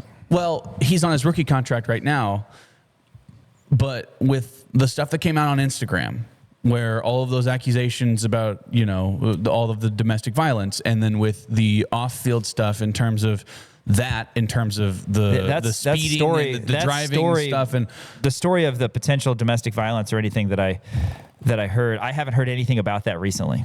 See, neither have I. But also, do you want that to potentially resurface, and then all of a sudden you're on the hook for many millions of dollars, and he's not going to be able to play, and he's serving another suspension? There's a point where guys get suspended so much that you just got to cut your losses. Okay, and it's probably not fair for me to say I want to put that aside. It's not, because it is issue, like you said. But when you're talking football, yes, I want Rashee Rice back because I think he's still, maybe doesn't have the size or exact skill set of a prototypical wide receiver one, can be a top tier receiver in the league. We've seen this story before where these things happen. They the teams push it off, and then all of a sudden something else resurfaces, and then something else, and then there's something else, and then all of a sudden you're like, oh crap, we signed this guy to a huge contract, and we literally have to cut him because he is such a problem. We've seen this before. There's been multiple instances for Rashee Rice where that's just, I think you potentially trade him or you let him go to another team, and I don't think you waste your money on him and you try to get another guy in. That's just my okay. So you don't want Kelsey, you don't want Rice. Do you want Mahomes back? All right. What are you trying to do that's here? The thing. It's like I know this is okay. Those are two different things. Or you're good with Mahomes going somewhere else, and you'll just get somebody else. You'll just get a different quarterback. That's not the case. I'm just worried about the money. You can't be paying a 35-year-old tight end who is declining. And I get it; it's sentimental value, and it's not just sentimental. He's also he is a weapon. Yeah, he had. I think he's still a weapon. Is he fleet-footed? No. But is he going to get better? Give him a little bit of help. All right, fine. All right. What I don't know. I just and then the fact that Eric Bieniemy is coming back as the offensive coordinator, that gives Travis Kelce more of an incentive to come back, and that it just made me nervous. I'm like, I don't want him to come back just because I think that it's time. That's show business. You got to move on eventually. Eventually you got to put that dog down. You know what I mean? You can't keep extending, or I guess in your case, Bunny. Yes. Because eventually you hate dogs. So it's what's next here on Am I Crazy? Right. So so the verdict is I am crazy. Yeah, I mean, not crazy. Okay, nah, all right, no, and that's fine. Again, I want you to talk me out the leg. I want you to talk me into potentially Travis Kelce coming back, and I would be okay with it. Another thing that I think that I'm crazy about is Indiana winning the national championship this year. It's giving me a lot of hope as a Kansas fan because they did it. They beat the system, right? It's not Texas or Texas A&M or Georgia or the big money boys, Florida. It's not a lot of the big money boys. Indiana never won a national championship before. It's giving me hope for teams like Kansas, but also I am also aware that Indiana was top 12 in NIL spending. Yeah. And I just don't. Mark Cuban is a billionaire. I just don't see it being feasible for this to continue for Indiana. But I want it to be. So is it crazy for me to see that Indiana winning it is going to give me hope that Kansas could potentially do that? Or is it just like, well, yeah, they had a bunch of money coming in and then now like I understand Kansas also has a lot of money coming in too, but it's going to be spread out amongst many, many years. Does that give you hope, or do you still? Am I crazy for that to give me hope, or is this just kind of a weird one-off thing, and then it is going to eventually the law of averages comes back, and it's going to be just the big money boys who win it from now on?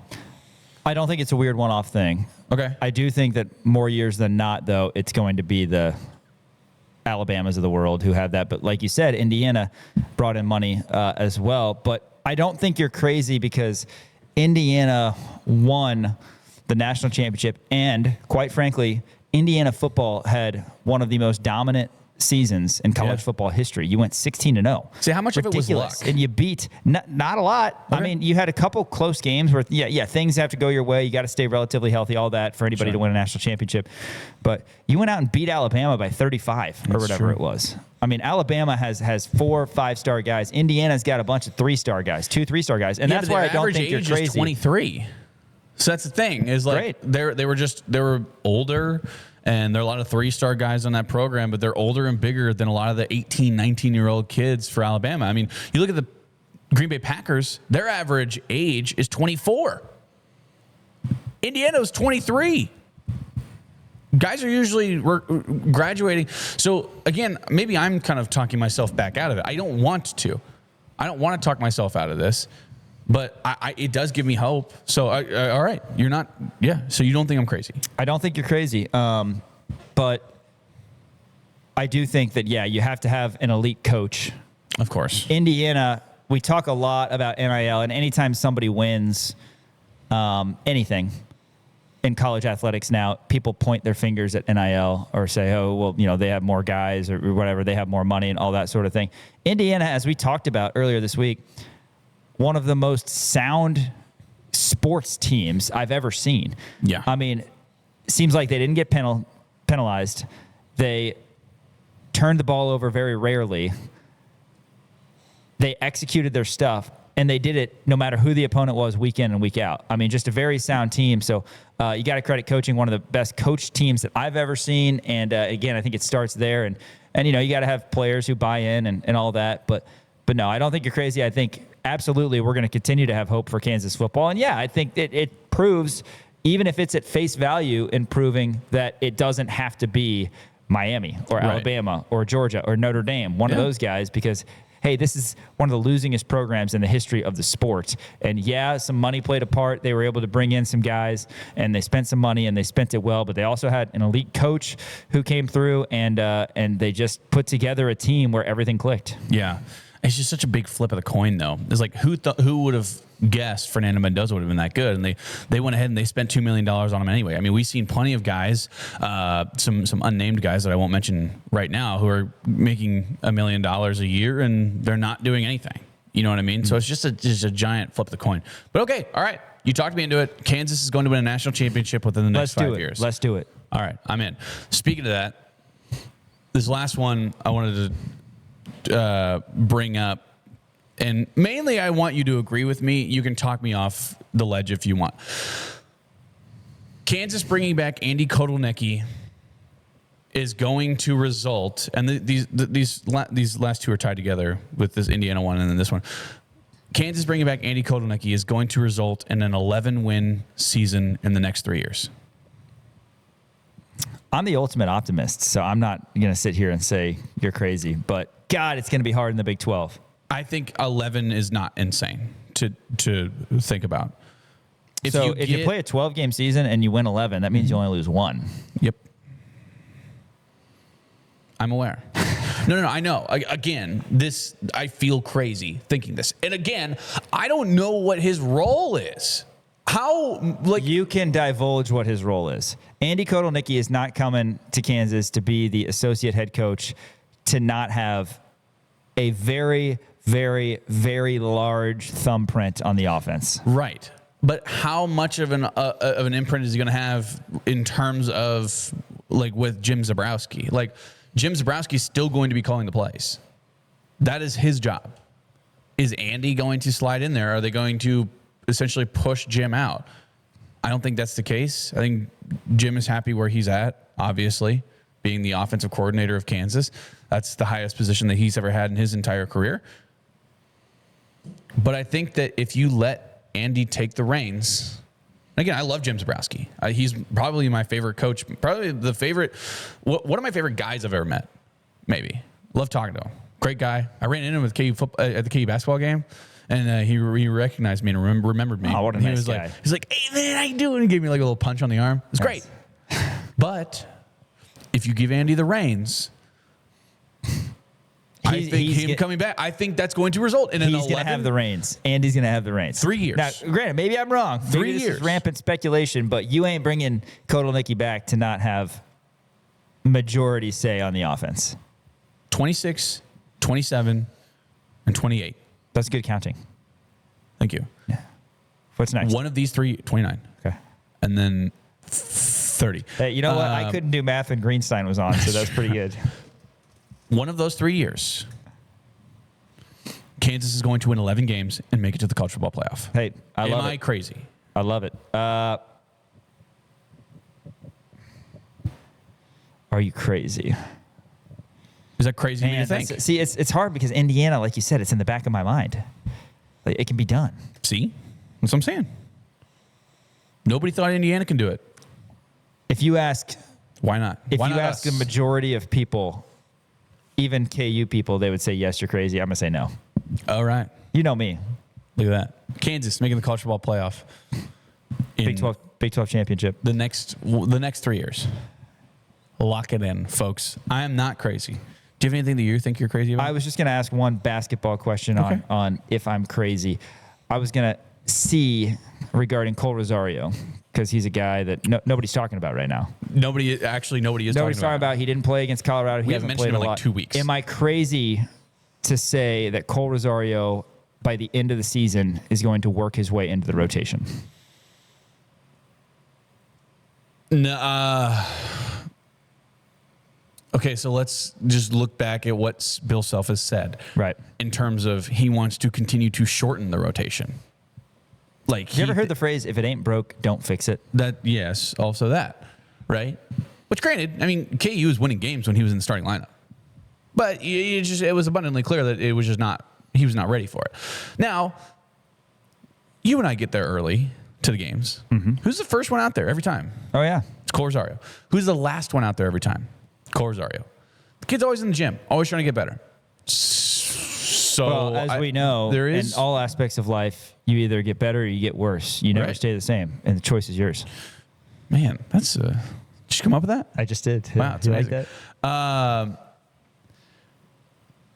I think if El Marco throws up 2 really bad games in a row. Actually, let me change that. I think if El Marco and Jamari throw up 2 I really don't bad want games in a row. that to be the reason. More so, I'm asking, am I crazy that he'll be a part of the rotation because he just is requiring the minutes because he's been so solid and played so Sure. well when he's out there? Right.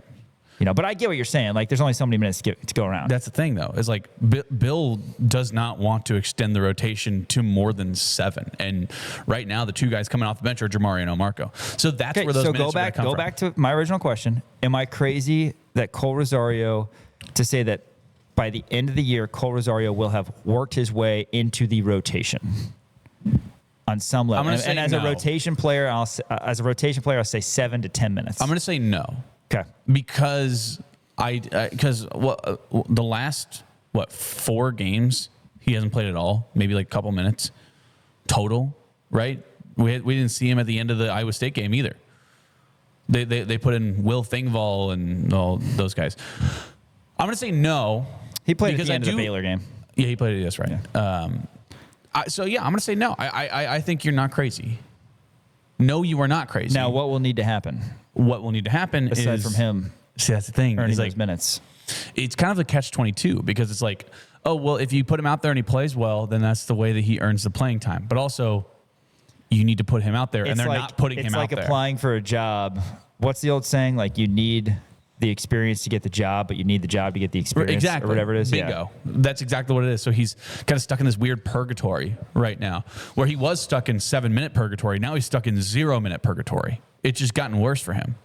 So I don't think it's that crazy. I think that there is going to be a point in this season where Bill's going to put him out there. He might get 10 to 12 minutes, and you're going to see him knock down 2 threes and get 4 rebounds, and you're going to go, that was pretty good. Let's see what else he can do. Yeah. I don't think you're crazy. I think it's unlikely because that needs to happen. And again, he needs to get the experience, but he's not being put out there to get the experience to be able to prove himself. So I don't think you're crazy. Yeah. I just think it is. I just don't know if it's likely. And that's the thing is that it's possible he could be forced into action via foul trouble or for one reason or another. Like you said, if Marco and Jamari, who overall are pretty sound players, I've said about Marco many times, he's not a polished offensive guy, but he is becoming an impactful defender as Coach Self has wanted him. And Jamari just hits one big shot after another. He had another one against Colorado. And again, he's sound as well. So you don't want those guys to take a step back. And there's only so many minutes to give. Right. But it'll be interesting to see if Cole can do something, be it in practice or in spot minutes that he gets, if he's able to eventually make his way into the rotation. We'll have to see. How'd you like this segment? I love it. Okay. Am I crazy? Is this going to make the rotation on Thursday? Yes. We'll have to. Excuse me. Maybe. Burp. Maybe. Drafts. I like the drafts. Drafts are good too. Yeah. But, throw us in a rotation. Instead of doing just a regular sports whip around, I like to put my thoughts into words and have you talk me off a ledge. I think that's because I do tend to go a little over, like whenever I'm talking about, I don't know. I tend to spiral a lot. You do. It's the Nick Springer effect. That's true. Talking about a guy who spirals. After this, we are talking more Big 12 basketball. Update you on the standings and how everything looks right now. Is KU still trying for that Big 12 championship? Did I really? I paid for 2 hours. I'm sorry. Is that actually there? It is. Yeah. Did the guy just put it right there? I see it on the window. I paid for 2 hours. Oh, I'm not going to be happy about that. Anyway, more Rock Chalk Sports coming up after this. KansasNation.com and ESPN Kansas City. Going to take a look at the Big 12 standings here, update you on everything going on. Again, Bill Self will speak to the media a little bit later today. We're pre-recording the show, so we'll have that for you on the Friday edition of Rock Chalk Sports. Always love our Friday shows. Are we going to be able to get the pride of the Kansas City Star in studio? I'll text him. All right. We can ask him today at Bill Self's press conference. Oh, no. Elijah drops his tablet. Shreyas Lada. Shreyas. From the Kansas City Star. Is your iPad okay? Joins us generally on Fridays. We're going to have that Bill Self press conference in full. Hopefully we'll have a player for you. Just have to wait and see as the guys will make their way west to the Little Apple, a place Kansas has not won the last 3 times. Dan, they got to get it done. You remember the time they did win was shortly after Bill Self's father, Bill Self Sr., had passed away back in 2022. Right. Ochai Abaji had the baseline drive, and Kansas was able to win. Emotional game. Then the next year, Jalen Wilson had a phenomenal game. I believe he scored 38 in that one, and Kansas lost at the buzzer to K-State, and K-State's gotten us the last couple years as well. So KU, it's time to get back to it. They had a long stretch Hunter never went out there. Didn't lose in Manhattan. 83 to sometime in 2000. It was like 24, 25 straight years that Kansas won at K-State. Then you get back to that. Yeah, it used to be called Allen Fieldhouse West because Kansas, it would essentially be like a road game or a home game for them. Gosh, I can't believe the last time we won, Ochai was on the team. Yeah. That's actually crazy. I do remember the Jalen Wilson game where he had, was it 38 or 36? So somewhere around there. I said 38, but I feel like it was 36. Now that you said it was in the 30s for sure. He had a fantastic game, but Kansas not able to pull that away. And I guess I didn't even realize that Hunter never beat K-State in Bramlage. Yeah, plenty of times. That's kind of crazy. Plenty of times at Allen Fieldhouse. Of course, Jayhawks have had success against K-State. K-State does not win here very often. Hopefully that remains true. March 7th, which is senior day, Saturday, March 7th, 1 o'clock, KU hosts K-State.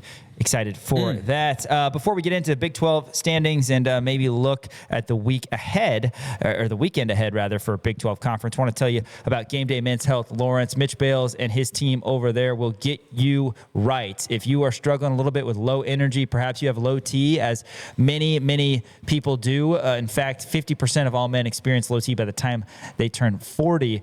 They can help you out over at Game Day Men's Health Lawrence. They'll give you a blood draw. They have a 3-step process, and they can make sure that you're feeling like the best version of yourself. First visit is completely complimentary. Give them a call. Give them a visit. Game Day Men's Health Lawrence, a full-fledged medical clinic, but it's not your typical doctor's office type setting. It's a comfortable setting.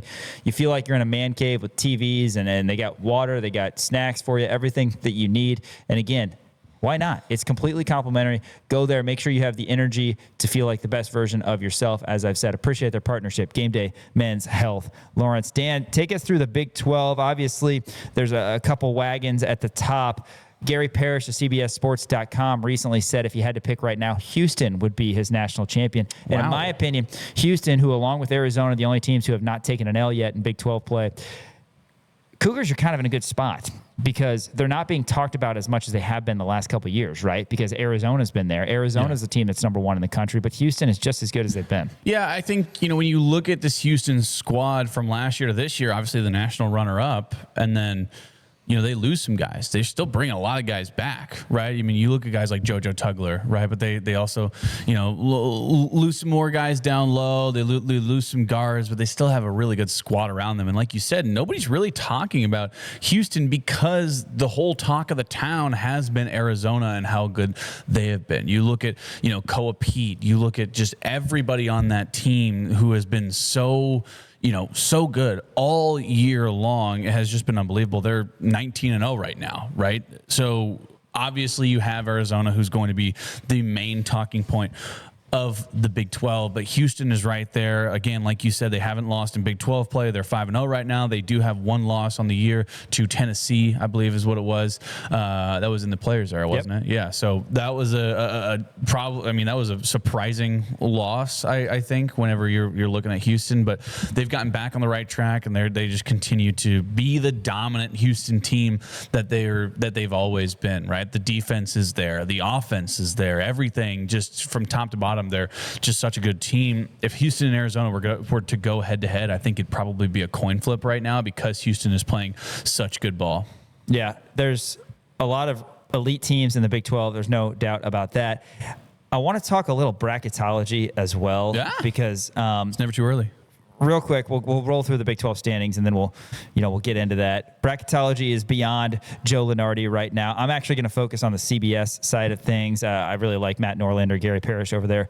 I think they have great coverage of all things college basketball. But Bracketology will step aside for a second to tell you Arizona 6-0, Houston 5-0, Tech is 5-1, BYU is 5-1, Cougars lost at Texas Tech. So right now the top of the conference, especially when you look at Iowa State and Kansas, also at 4-2, looking like the preseason poll.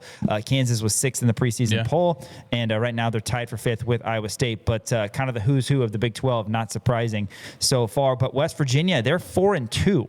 That's probably the most surprising. Of course, they've got a first-year head coach in Ross Hodge. UCF is 3-3. 2-4 teams are Oklahoma State, Colorado, TCU, and Cincinnati. And then the 1-5 teams, Baylor, Arizona State, Utah, and K-State. K-State got their first Big 12 win against a fellow 1-5 team, Utah, earlier this week. See, Baylor being 1-5 is maybe the most shocking thing. And the fact that their one win has come on the road, they're 0-3 at home in conference play. They've had a tough schedule, but I agree. 1-5 next to Baylor. We're not used to seeing that. That's how it was the early days of the Big 12. Baylor was always the laughing stock. And then Scott Drew has turned that program around, but they're kind of a mess right now. And West Virginia being 4-2, I mean, maybe that loss isn't as bad as we thought it was at the time. We have to wait and see. They haven't played an incredibly difficult schedule, but that's noteworthy. Bracketology, let's talk about this as it relates to Kansas. Again, I'm using CBS. Right now, KU is the 5 seed. Interesting. You can't read too much into location or opponent because it's crapshoot. It completely is. But KU's a 5 seed. Arizona is the 1 seed in the region. When you look at the 1 seeds, it's Arizona, Purdue, Duke, and Michigan. Again, on CBS, the 2 seeds are UConn, Houston, Illinois, and Gonzaga. I'm personally shocked that Nebraska isn't on the 1 or 2 line in this because they are in others. Nebraska at the 3 seed. I saw a scenario where Kansas, in a different bracketology about a week ago, was in the region where Nebraska was the 1 seed. No disrespect to Fred Hoiberg. Cornhuskers have won 23 consecutive games. But when you look at teams like Michigan, Duke, Arizona, if the other one's Nebraska, if they're able to slide into a 1 seed and they keep winning, and if they do, then they will be. That's the region you want to be in. Yeah, because there's so many NBA guys on those other teams. But other Big 12 teams right now, as I look down this, that are in the field, according to CBS Bracketology, UCF is a 9 seed. Texas Tech is a 4 seed. I mentioned Iowa State. They're a 3 seed. Of course, I mentioned Houston on the 2 line, Arizona on the 1 line, and BYU is also on the 3 line. So the Big 12, they're going to be well represented, not just in the tournament, but a lot of high seeds. I think for Kansas, Dan, important thing is you want to get off the 4-5 line. I know that's asking a lot because not that long ago we were a 6. We were worried we were going to be a 7 or whatever on the bubble or anything like that. Yeah, you said bubble. Yeah. And there's no longer concerns about that. But as we talk about this, Kansas, while there's a negative of having to face a lot of really good Big 12 teams coming up, there's also a positive of great chances to improve your resume if you're able to get those done. And again, remember, half those games are going to be at home. You should win your home games. BYU, you got at home. Arizona, you got at home. Houston, you got at home, right? Yeah. So that's 3 teams that are really good, but you need to beat them because you're at home. Kansas, if you can get up to the 3 line, that's such a big difference, in my opinion, than the 4-5, because not only on the 4-5 are you 2 games away from having to face a 1, but usually the 12 and 13 seeds, particularly the 12 seed, are a lot stronger than the 14 seed. Yeah. And again, in the second round, if you're able to get past that, on the 3 line, you're facing a slightly worse team who's on the 6, theoretically, than having to win 1 game and then face another team on the 4-5 line. So I just think that's one of the bigger jumps. Obviously, it's a big jump from 3 to 2 and 2 to 1 as well, because 1, you're still going to face a good team in the second round, but the 16 seed is the team that's, one of the worst in the field. And yeah, I just think the 4-5 line is not where you want to be. Not because, it's a low seed particularly, but it's because your first game is going to be so hard. Yeah. And then your second game is going to be incredibly hard. And then if you win both those, you get the 1 seed, right? So I think that you get to a 3, you feel a lot better. Now, to get to a 3, you got to be a top 12 team in the country. But again, Kansas has opportunities to get a lot of good wins. Yeah, and I think when you look at this Kansas squad and with the talent that they have and the way that they've been playing, aside from maybe the Colorado game, Obviously, different circumstances. Bill Self wasn't over there. I think Kansas is for sure a top 10 team in the nation just based on the sheer amount of talent that they have. And, you look at some of the other programs who are sitting at the 1, 2, and 3 right now. Obviously, Michigan, incredible. Duke, really good. Kansas lost to them. Purdue, I could see them potentially crumbling. Obviously, it feels like every year there's always like 3 major upsets for Purdue, and they always just get blown out by some like middle tier Big Ten school, and they're like, oh my gosh. And I can see Purdue essentially crumbling. And then you have Arizona. Those are the presumptive number 1 seeds right now. Then you got UConn, Houston, Gonzaga, and Illinois. I don't know if Kansas jumps any of them, right? I mean, Illinois has been playing some fantastic ball. Gonzaga's not going to lose in the WCC. But let's say Kansas just wins their home games, right? And if you win your home games, let's see, we got Utah at home, we got Cincinnati at home, right? Mm-hmm. And then you got K-State at home. Okay? Right. So you've got 3 teams that are bottom part of the conference. Your other 3 are against the teams I just mentioned, BYU, Houston, and Arizona. What if you win those 3 games, which you should because you're at home?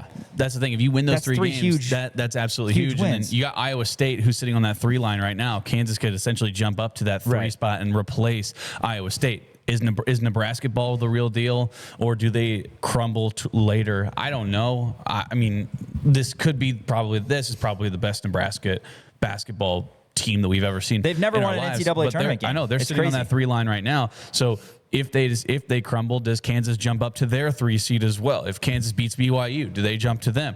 Michigan State, really good program, obviously, but at the same time, you can see them losing some games in the Big Ten as well. So I don't think it's out of the realm of possibility that Kansas could jump up to that 3 spot. And you look at it, I think if you want to be a top 3 seed, which again I think right now is probably my goal for the NCAA tournament for some of the reasons I just gave. And we'll see, goals can change as the season goes on and wins hopefully continue to stack up. You're probably going to have to finish in the top 4 of the conference, right? Yeah. Which means that you're going to need to jump. Say you can't jump Arizona and Houston. You're going to need to jump like the BYU and the Texas Tech of the world, right? Yeah. And you can beat those teams. But if you go, say, 13-5, which would mean that you lose theoretically at Texas Tech, at Iowa State, at Arizona. Yeah. But you win the rest of your games, which is 3 really hard home games, a couple tricky road games, and then, the other, obviously all the other games on your schedule. You're sitting at 13-5. I don't know if 13-5 gets you to the top 4, and that may be too many losses to get you to the 3 line. I think so. So it's a tricky spot. You got to start by winning your home games, but I guess bottom line, you got to start by. Kansas is a presumptive 5 right now. Yeah. You can definitely see them being a 4, and there is a world where I can see them being a 3, especially with a great February. So many opportunities. Well, it's fun to talk about, but you got to beat K-State on Saturday. Got to do it, yeah. And then we'll focus on the rest of the Big 12 slate, everything that goes on there. But we're going to give some NFL game picks a little bit early as we are pumped for Championship Sunday. That's coming up next on Rock Chalk Sports. Again, tomorrow, we're going to have Shreyas Lada. We're going to hear from Bill Self, his press conference in advance of KU K-State Saturday at 7 o'clock, 5:30, Crimson and Blue Show. More Rock Chalk Sports after this. KansasNation.com, ESPN, Kansas City. Welcome back to Rock Chalk Sports here in the Kansas Nation studio. Dan, let's tell everybody about this awesome video studio space, private event space as well, Sean, downtown Lawrence. I would love to. Yes. Kansas Nation here in downtown Lawrence, 916 Mass. Every time I walk in, I have to pinch myself. I'm like, oh, this is really cool that I work here. This is just such a great place. But also, you can follow us everywhere on your social media platforms, Twitter, TikTok, Instagram at the Kansas Nation, also on Facebook, Kansas Nation, and check out all of our shows on YouTube as well. We just put up the new episode of Between Two Fountains with Greg Gurley and Mick Schaefer. A lot of fun for just to hear those two guys kind of going back and forth. Relatively Kansas City based. Usually that's what the fountains imply, obviously, because Kansas City is the city of fountains. Yeah, a little bit more of a Kansas City feel. Are they the second? They have the second most fountains in the world, other than the Vatican. Is that right? I think it's. You should Google that. Or maybe it's Rome. Are you crazy? Am I crazy? I don't know. I'm pretty sure that's right. I think that's why Kansas City is the city of fountains. Elijah is going to check that for us. But yeah, between two fountains, former Jayhawk and KU color analyst Greg Gurley and KSHB sports director Mick Schaefer. They bring together decades of playing, covering, and living KC sports. That's what's really cool about the Kansas Nation Podcast Network. Obviously, we've got Rock Chalk Sports here today, where Dan and I take you around all things KU. The Jayhawker, hosted by Nate Bukaty, feature usually more so Olympic sports, but he is going to be joined by Mike DeCourcy, a college basketball national analyst, on the next episode of the Jayhawker. Plus, we've got Haney and the Hawks, feature of a KU legend that we record here in the Kansas Nation studio, and Time Out with Tyshawn Taylor, also recorded here. Tyshawn gives a little off the beaten path look at KU athletics, particularly KU basketball, and just more options as well. So many great podcasts. Football season, you can hear Legends of Kansas as well with Brandon McAnderson and Chris Harris Jr. KansasNation.com, the place to be. Check out all those episodes, YouTube, Spotify, Apple Podcasts as well. And you can watch us every day from 4 to 6 on KansasNation.com. Elijah, do you have it? Yes, Kansas City is known as the city of fountains. Yes, second. Often cited as having the second most fountains. Second most fountains in the world. Just behind Rome, Italy. It's Rome. Over Okay. 200 registered working fountains. Wow. Rome. Wow. Okay, so it's Rome. So it's not the Vatican. So that's okay. So it's Rome. Oh, just Still, behind man, Rome. that was an intelligent comment. Thank you. Yeah, I'm full of useless facts. Oh, and great. I want to emphasize the uselessness of it. Useless. Hey, let's talk professional football as we have a little bit of time left here on Rock Chalk Sports. We got two games coming up. The conference championship game. I thought it was interesting that Nicholas J. Springer yesterday said if the Chiefs had snuck into the playoffs, you'd be picking the Chiefs because he thinks these other teams, how you say, suck. We've got the Patriots at the Broncos. What's your take on this game? It opened at 5.5. It's now been bet down to 4.5. Obviously, the big storyline is that the Broncos have Jarrett Stidham as their starting quarterback. Bo Nix broke his ankle and something that was a very strange play where he didn't even look hurt, but obviously broke his ankle and is out for the year. But Broncos are now plus 4.5 on DraftKings. Over-under is 42.5. Not too often you see a road dog in a conference championship, but that's the case, obviously, with the Broncos sporting their backup quarterback. See, that's the thing. It's in Denver, so there is a weird... I just feel so weird about this game, and there's really no good outcome because I hate the Broncos, and I hate the Patriots, too. Is it 15 straight years, either the Chiefs or the Patriots in the AFC title game? Sounds right. I mean, I would imagine that's the case, right? I mean, because the Chiefs have never not made an AFC championship in the Patrick Mahomes era until this year. And then before that, the Patriots. Yeah, I mean, so yeah, that certainly makes sense to me, that would be the case. But 4.5 still feels like too small of a line. I don't think it cannot be understated how important Bo Nix is to this Denver Broncos squad. They still have really good running backs. They still have really good wide receivers on the outside. They have good protection as well. Their offensive line is really good. And that's just on the offensive side of the ball. You got Jarrett Stidham back there who hasn't taken a snap in over 100 days in an NFL game. I just cannot see a world where Jarrett Stidham is leading the Denver Broncos to the Super Bowl. The New England Patriots have a really good defense. I think that they're going to be able to get to him, and I think that with Christian Gonzalez and a lot of those other guys in the secondary for the New England Patriots, I can see them tearing apart Jarrett Stidham. So I really like this Patriots team to win by probably 15 to 20 points. Like I don't think it's out of the realm of possibility. A 20-point NFL game would be surprising. It's Jarrett Stidham, though. That's the thing. And look, the Denver Broncos but you're just defense, assuming he's going to go out there and absolutely lay an egg. Yeah. And he will. Okay. The Denver Broncos defense is going to be the only thing to be able to take care of this game. Now, that was the case when the Patriots played against the Houston Texans when C.J. Stroud threw for 4 interceptions in the first half. That's C.J. Stroud. That's a guy who is a bona fide starter and a bona fide really good quarterback in this league, and the New England Patriots defense was all over him, right? The Denver Broncos have just as good of a defense, I think. Obviously, Nick Mendito is fantastic. You look at Riley Moss, you look at Pat Surtain. Everybody on that Broncos defense is so good that they might be able to stop the bleeding, but I just don't. I think it's going to get out of hand.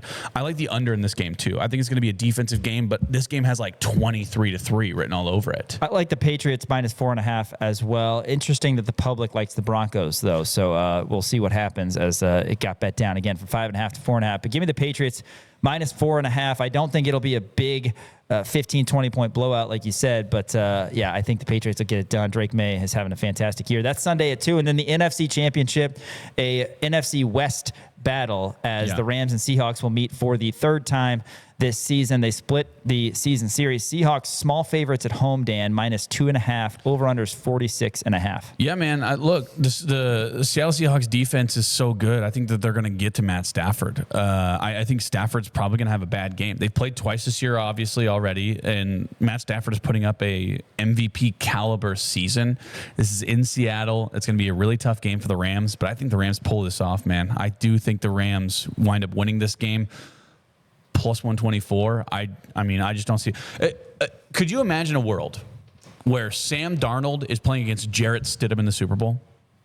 Darnold, for some reason, is kind of good now. Well, he's had a career resurgence ever since he went to the Vikings.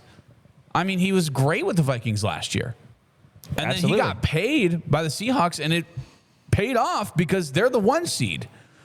But Matt Stafford is probably going to be the MVP. And then you got both of the MVP guys who are in the conversation. I think both of them are going to be playing in the Super Bowl with Drake May and Matthew Stafford. So give me the Seahawks in this one. I think it's going to maybe hit the over, though. I think Matt Stafford doesn't put up a lot of points, but I can see, for some reason, I can see Blake Corum and Kyron Lacey having a really good game on the ground. Give me the over in this game, 46.5. The public likes that too. Williams. Or Kyron Williams. Yeah. What did I say? Kyron Lacey? Kyron Williams. So yeah, give me the Rams money line +124, and then give me the over 46.5. Yeah, I'm not taking money line. I'll take the points that are offered to me. Give me Rams +2.5. Sure. So we both like the Pats and the Rams. Over/under is 46.5. As I said, I like the over on that front. Also, Puka Nacua, over catches, over yards. Sure. Touchdown. He's just a monster. But yeah, that's a lot more of an attractive Super Bowl option, Drake May and Matt Stafford, than the other one Jarrett that you Stidham gave. But and we'll have Sam to see. The NFC Championship game is 5:30 on Sunday. We'll see if we can squeeze a little bit more NFL talk in tomorrow, but that's going to do it for Rock Chalk Sports today. Want to shout out Elijah Schmidt running the operations, as always, here in the Kansas Nation studio. And again, we'll be back on the air 4 to 6 tomorrow to get your weekend going with Rock Chalk Sports, ESPN Kansas City, and KansasNation.com.